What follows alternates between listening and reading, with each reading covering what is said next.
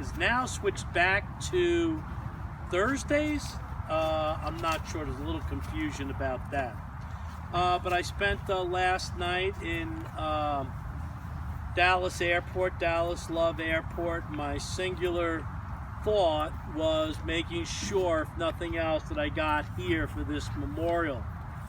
And it is good to be here, as Peter said when he, Elijah and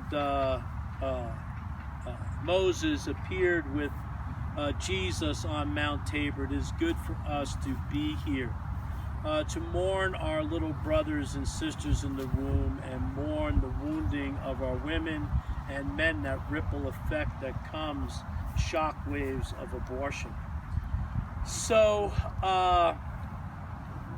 I've given my testimony many times. It's never easy. I've given my testimony at the DC Silent No More March for Life, the Walk for Life in California, on EWTN to a global audience, many interviews, and it's never easy to do.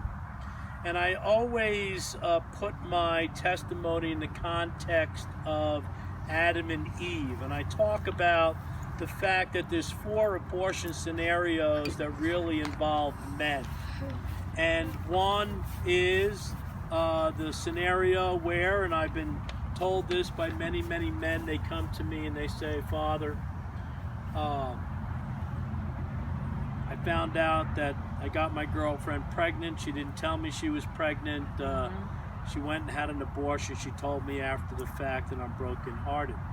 And I hear that many times. I've heard that many times, but as a percentage of the whole, it's a very small percent. And then other men have come to me and say, Father, my girlfriend had an abortion in spite of the fact that I wanted her to have our baby. And I've heard that many times, but as a percentage of the whole, it's very small. Of course, all of us who spend time in front of the abortion mills know that there are men who actually drag their women in, whether it be possible victims of rape and incest, whatever the situation is, boyfriends that are adamant about not taking the responsibility. We've seen that many times. I've seen it within the last year, but as a percentage of the whole, it's very small. The overwhelming majority of situations is what I call the Adam and Eve scenario. It's what I did with my girlfriend. She became pregnant. I got her pregnant. I didn't do as many men do and say, well, how'd that happen? Which is the first sign the man doesn't want to take responsibility. But to understand this scenario, I think we can go back to Adam and Eve in the Garden of Paradise when the serpent shows up to convince Eve to eat of the fruit, right? Eat of the fruit of the knowledge of good and evil. And in chapter 3 of Genesis, I think it's verse 6 or 7, it says, and Eve gave the fruit to her husband who was there with her. And that's the first time we hear that Adam is there with Eve. But I believe that Adam was there the entire time, bone of my bone, flesh of my flesh. They were probably inseparable. And so what was Adam doing while Eve was being tempted? Absolutely nothing. He doesn't say, come on, Eve, let's get out of here. He doesn't get between Eve and Satan. He doesn't say, Satan, get behind me. He doesn't step on the serpent's head. He doesn't say, Eve, don't listen to this guy. No, he says nothing. He does nothing. Eve, being intuitive, as all women are, because all women are children of Eve, women being intuitive, Eve probably looked at Adam a couple of times for counsel, for advice. What do you want me to do? And she probably got this from Adam. And I think it's really worse than that, because I think at some point in time, Adam came to the realization that he very much wanted to taste this fruit. And maybe in his heart had already given over to the fruit. But I truly believe that when Eve ate that fruit, remember what the deal was, right?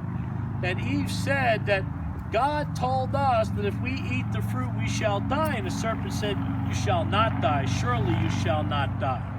So was Adam standing there watching Eve eat the fruit, wondering if she's going to die or not? Matter of life and death. Eve doesn't die. Adam says, give me some of that fruit. Eve gives Adam the fruit. Adam eats the fruit. They realize they're naked, and they go into hiding. God comes looking for them. Adam, Adam, where are you? We're hiding. Why are you hiding? Because we were naked. Who told you we're naked? Oh, you ate of the fruit. Now, at that point in time, what does Adam do? Most people answer that Adam blames Eve. It's worse than that, because these are Adam's exact words. Adam, who could have foregone this sin, avoided the near occasion of sin, stopped the temptation, right? We attribute the original sin to Adam because he failed Eve. Bone of my bone, flesh of my flesh. What does Adam do? The woman you sent me gave me the fruit to eat. So it's God's fault. It's the woman's fault. It's not Adam's fault. And unfortunately, that is what so many men do today by washing their hands of this issue when they get their girls pregnant. So with my girlfriend, I told her, well, what are we going to do? Meaning, what are you going to do? And then I encouraged her, not meaning to encourage her, but I did, but psychologically probably. It's not a good time for us. We just stopped living together. I want to remark that this was decades before I was a priest, in the 70s, just a couple of years after Roe versus Wade legalized abortion in this country. And I gave her many reasons why it wasn't a good time to have a child. So my Eve, being intuitive, is saying, well, if you wanted me to have the baby, you would just say, hey, listen, just have the baby. I'll stand by you and the baby. Let's do this. We can do this. It'll be difficult, but we'll do this. He's not saying that, so he must want me to have the abortion. She went and had the abortion. Very soon after, she started feeling guilty, not surprisingly based on what I know now. That started creating a guilt inside of me.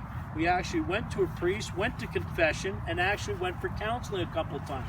It wasn't until decades later, we parted amicably years later, it wasn't until decades later, while I was sidewalk counseling out in front of the same abortion mill, that my Eve went for the abortion by herself. I didn't go with her. That I came to the realization of how much I wounded Eve, that I was responsible for the abortion, not her, and that she only had the abortion for me. So I actually got permission from my spiritual director after decades to look up my Eve. We had lunch, and it was during the apology of my apology to her about letting her down, letting our Mary down. Right, we named, my mother actually named the baby after the Blessed Virgin Mary. I asked my Eve, I said, I hope you don't mind that I named our baby, I named the baby after the Blessed Virgin Mary, and I believe our baby's in heaven. And that's when she told me we have 2 babies in heaven. My immediate reaction was, you had 2 abortions? And she said, no, I've kept this secret all these years, it was twins. Now those who are in the know understand that they assemble the babies as they extricate the babies from the mother's womb, assemble the babies to make sure they have all the parts. There was no ultrasound, no sonogram back in those days, right? So indeed, during the procedure, she must have found out the nurse said there's 2, or the doctors said there's 2, and she had to live with that. And of course, we also know that most women, when they find out they have twins, it humanizes the situation, humanizes the babies, and they say, hey, I can't do this. She didn't have that opportunity.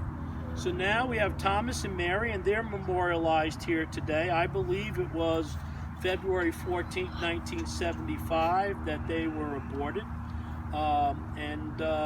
Since then, I mean, I'm adamant about not only, I'm part of the Rachel Vineyard team, the national team. I've worked locally with Rachel's Vineyard. We're going to talk later about a Rachel Vineyard retreat that's coming up.